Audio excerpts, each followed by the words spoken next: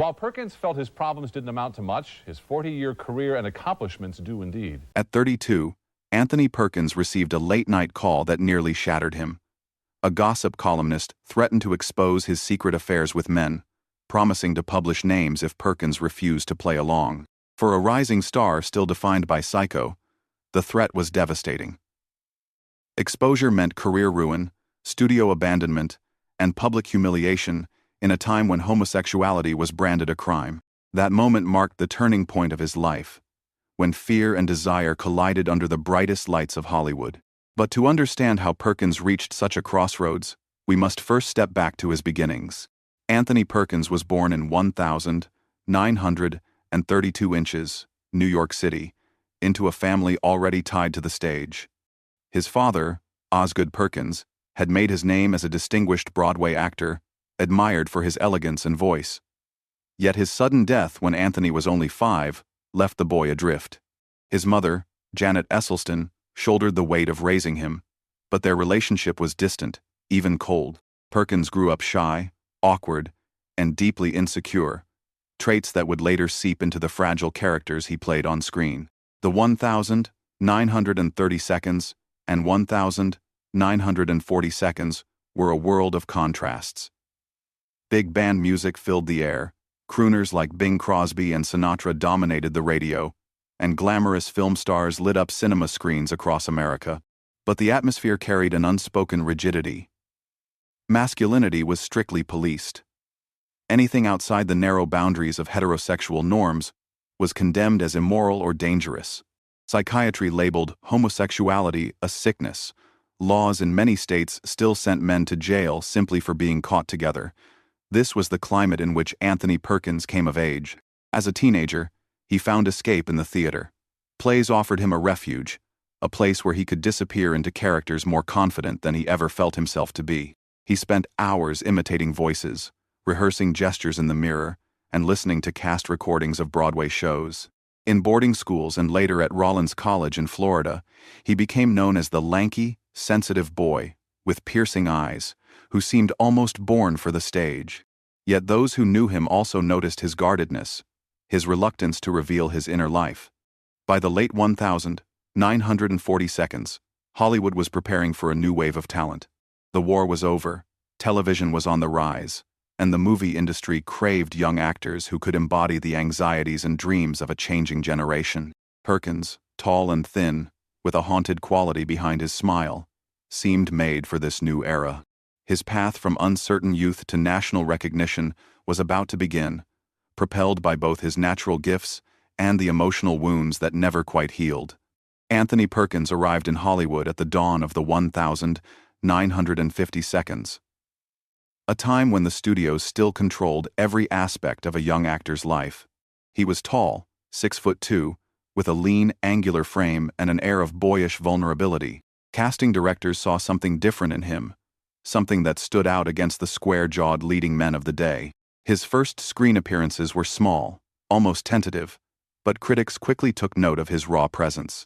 His breakthrough came in 1956 with Friendly Persuasion, a quiet Quaker drama directed by William Wyler. Perkins played the sensitive son of Gary Cooper's character, and his performance won him a Golden Globe as Most Promising Newcomer. Along with an Academy Award nomination, practically overnight, he became a new kind of star. Young women adored him, drawn to his awkward charm. Magazines placed his face on their covers, presenting him as the ideal boy next door. Yet beneath the surface, Perkins was consumed by nerves, always worrying he would be found lacking. In the years that followed, Hollywood worked to mold him into a romantic lead.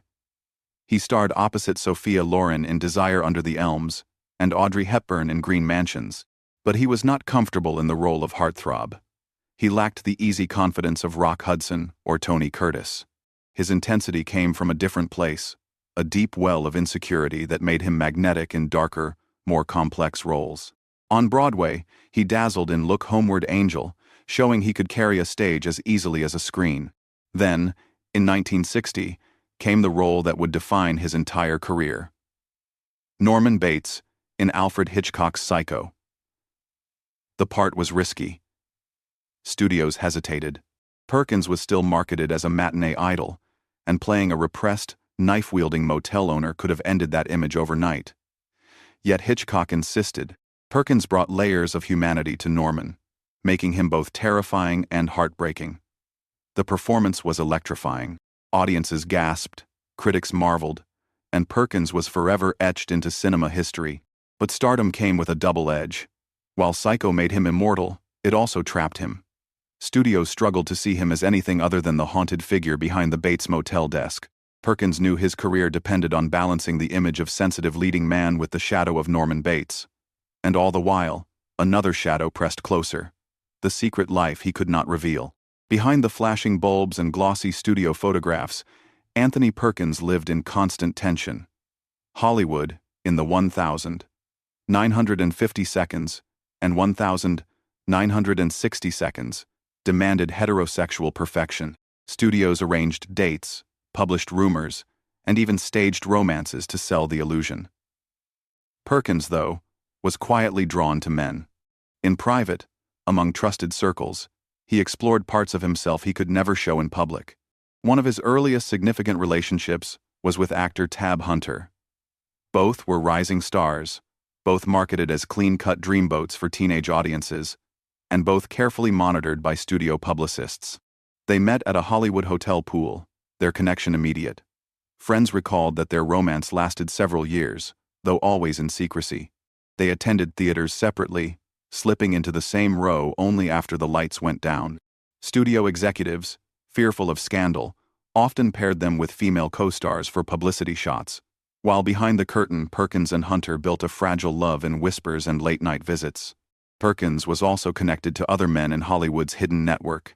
Sal Mineo, known for Rebel Without a Cause, was one of them.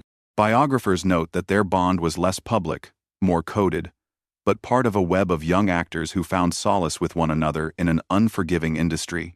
There were rumors, too, of brief encounters with Rock Hudson, a man who carried even greater burdens as the era's leading romantic icon.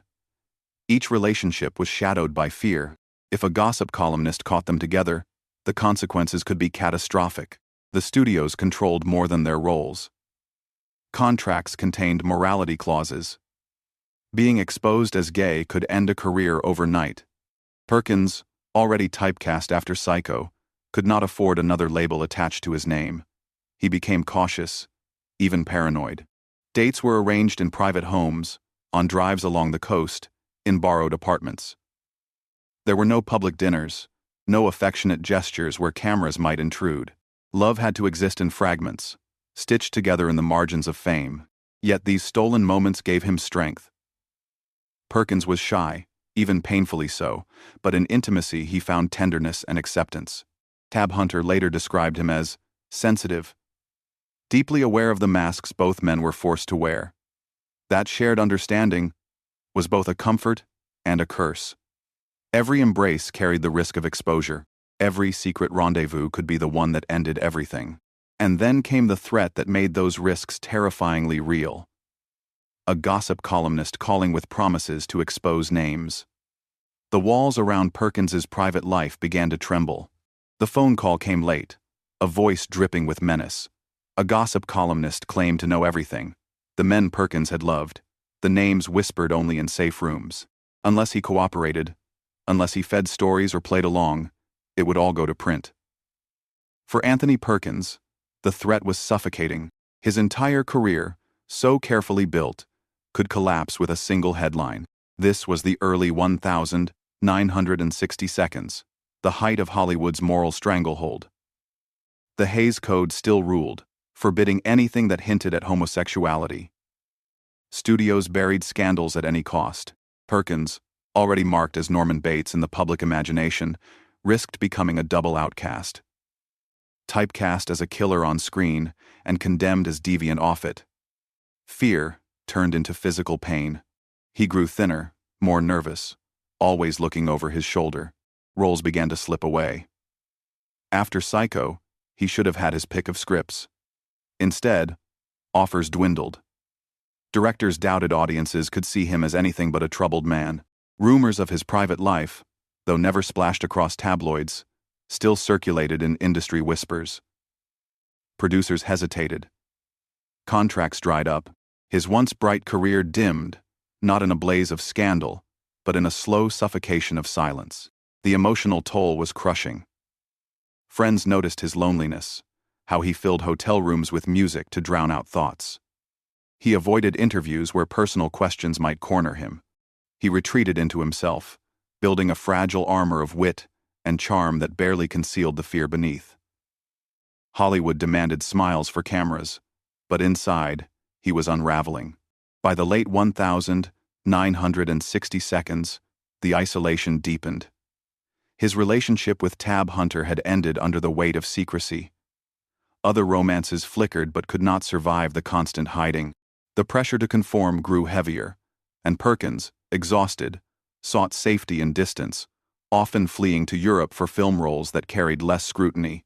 Yet even abroad, he could never escape the shadow of exposure. The threat hung over him like a permanent storm cloud. It was a personal low, a point where fame felt more like a prison than a gift. The man who once embodied youthful promise now carried the look of someone haunted, not just by Norman Bates, but by his own unspoken truth. By the 1970 seconds, Anthony Perkins found himself caught between the ghost of Norman Bates and the changing world outside. The industry had shifted, the old studio system was fading, the Hays Code was gone, and directors were pushing bolder stories. Yet Perkins was still seen through the lens of Psycho. He took roles in European thrillers, often playing variations of the anxious outsider. Though the paychecks kept him working, they reinforced the box he longed to escape. In private, life brought new turns. In 1973, he met photographer and actress Barry Berenson, a free-spirited woman from a family of artists. Their relationship surprised many. For the first time, Perkins stepped into a public romance, and in 1973, they married. They had 2 sons, Osgood and Elvis, and for a while he lived what appeared to be a traditional family life. But those close to him knew his story was more complicated. Marriage did not erase his history or the loves he had kept hidden. Instead, it gave him stability, a partner who understood his complexities and loved him without demanding he erase his past. As the years passed, he began to reflect on what secrecy had cost him. The AIDS crisis of the 1980 seconds struck his community hard. Friends, colleagues, and rumored lovers were dying, their names whispered with fear.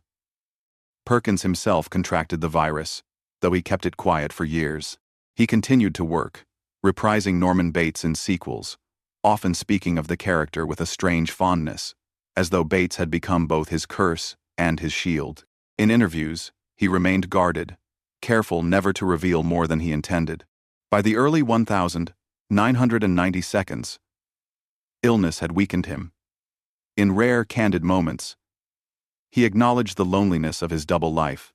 He admitted that secrecy had shaped him, made him both cautious and intensely sensitive. Yet he also believed his struggles had given depth to his art, allowing him to embody vulnerability on screen in a way audiences could feel. To those who met him late in life, he seemed gentler, almost resigned, but with flashes of humor that reminded them of the boyish star from decades earlier. Anthony Perkins died in 1992 at only 60. His passing, from AIDS-related pneumonia, shocked the public. Only then did many realize the quiet battles he had fought. For his family, his sons, and those who had loved him in secret, his death carried both grief and a bittersweet sense of release. At last, the weight of concealment was gone. Anthony Perkins's story is not only the tale of an actor, but also a portrait of survival in a time of silence. He lived within the tight grip of Hollywood illusion, where every smile on a magazine cover hid a shadow, and every love risked destruction. His brilliance on screen was born from those shadows, from the same fear and longing that marked his private life. In Norman Bates, audiences saw terror. In Perkins himself, there was tenderness, pain, and a yearning for freedom that could rarely be named. His journey reminds us that love, when forced into hiding, becomes both a refuge and a burden. The men he cared for, the secrecy he endured, and the price he paid are part of a larger history of voices muted by stigma. Yet even in silence, he left a legacy. His performances still echo with vulnerability. His life, though filled with caution, also carried resilience. When we look back at Anthony Perkins today, we see more than the man behind Psycho. We see a human being who tried to balance art, family, and forbidden love in a world not yet ready to accept him. His story invites us to ask, how many others lived and died under the same weight, never able to speak their truth? If this story touched you, share your thoughts in the comments. Do you see Anthony Perkins differently now? Remember to subscribe for more hidden histories of Hollywood, where the glamour hides deeper truths about love, fear, and the cost of survival.